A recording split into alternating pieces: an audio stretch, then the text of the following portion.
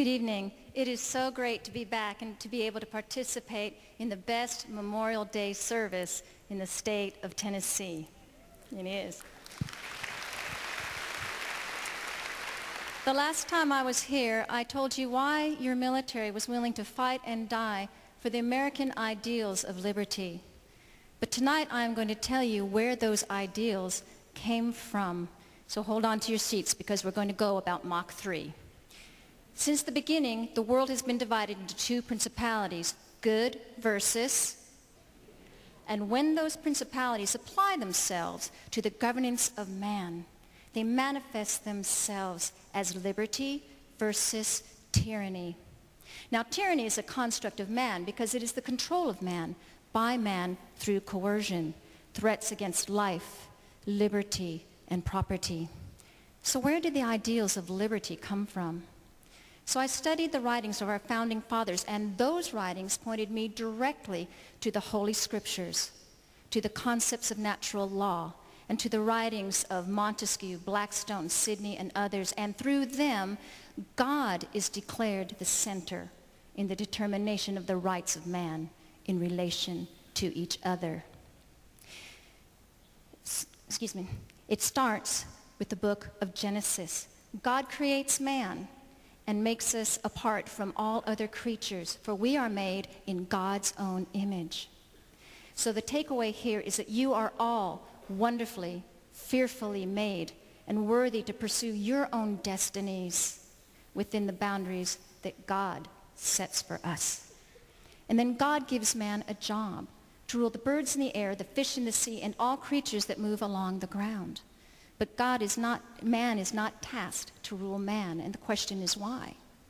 The answer is revealed in the book of Exodus. A new Pharaoh has risen who fears the Jews and their numbers, and his first act is to assign slave masters over them, and they make their lives miserable in brick and mortar.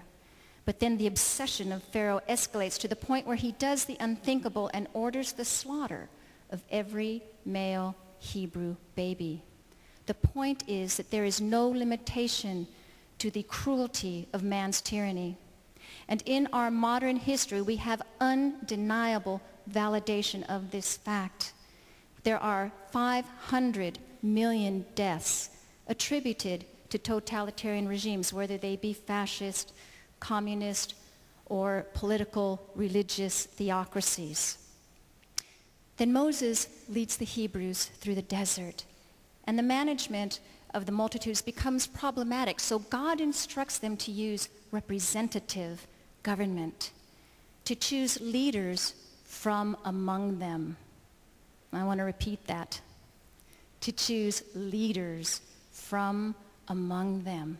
For groups of tens, 50s, hundreds, thousands to keep power and authority at the lowest possible level. You know how to raise your families. You know how to care for your schools. You know the needs of your communities. This is the reason for localized government. But by the time we get to the book of Samuel, the Jews seem to have lost their sense of liberty, and they go to Samuel and say, anoint us a king like all the other nations. And God tells Samuel to warn your people what an earthly king will do. An earthly king will take your property and redistribute it to those that keep him in power. An earthly king will take your sons and make him run in front of his chariots, and take your daughters and turn them into perfumers and bakers. In other words, your children and their destinies are no longer your own. They are property of the state. And in the end, you yourselves will become slaves. Understand that with freedom comes great responsibility. And when we relinquish personal responsibility and hand it over to the state, we are also relinquishing our freedom and the freedom of our children.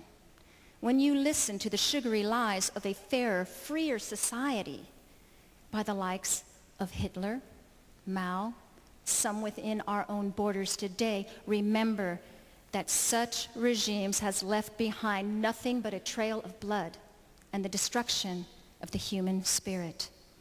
I asked you last time, why are Christians and Jews always persecuted by men such as these? And the answer is that it is difficult to subjugate a people that recognize no man as the supreme authority of their lives. Case in point, the book of Esther, the orphan Jewish girl that becomes queen next to King Xerxes. Enter into the story Haman the Agagite, the most favored of Xerxes' nobles. It is ordered that all shall die before Haman, but Mordecai, Esther's guardian, will not bow, for he prostrates himself before no one but God. This enrages Haman, and he orders the annihilation of every Jew throughout the kingdom.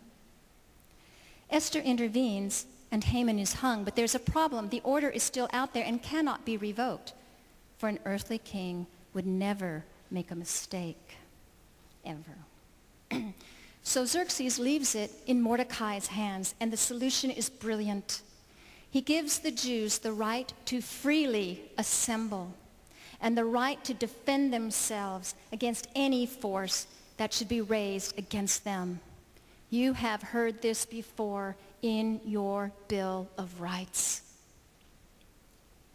Now, after this time period, there are about 400 years of biblical silence. But after that, in the New Testament, in the book of Galatians, our equality is clearly defined. For there is neither Jew, nor Greek, nor free, nor slave, nor male, nor female, because you are all one under Christ Jesus. Our own Declaration of Independence states quite clearly that all men are created equal, given certain inalienable rights, meaning rights over which no man, no party, no government, no generation, and no corporation has authority, for they are given us by God. Thank you. Excuse me. Your military is sworn to defend these ideals and these beliefs. And while we defend them in the battlefield, in the air, at sea, and in space, so must you defend them in the ballot box. Moses did not lead the Hebrews out of Egypt. Jesus Christ did not die upon the cross. Your founders did not sacrifice their families, their fortunes, and their lives. Abraham Lincoln did not bring this nation to war. Martin Luther King did not march, and every veteran in the history of this nation did not offer their lives for us to lay down and give up our freedom.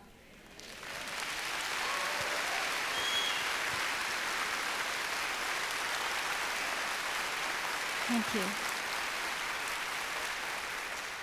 In the words of the great Reverend Thomas Hooker, God gave us liberty to take it. It is ours. God bless you.